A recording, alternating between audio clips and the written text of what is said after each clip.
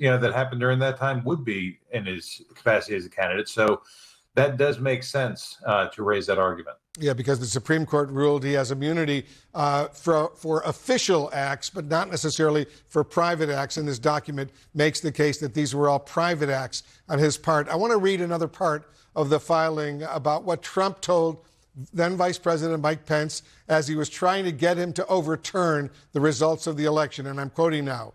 The defendant told him that hundreds of thousands of people are going to hate your guts and people are going to think you're stupid. That's a quote. And berated him, pointedly adding, "You're too honest."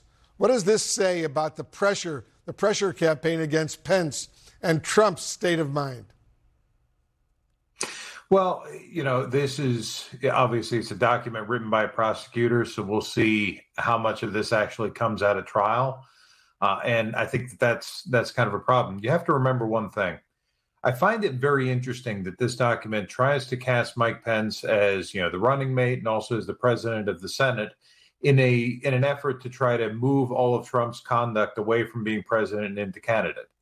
And yet it wasn't that long ago that Jack Smith was in the D.C. courthouse saying, in an effort to force Mike Pence to testify, that no, he was not acting in his capacity as president of the Senate because that would have provided him the privilege to not testify. So back then he said he wasn't the president of the Senate to get exactly the quote that you just read to me there. And now he's turned around and gone the other way. So I think he's going to have some legal issues with that. Trump is calling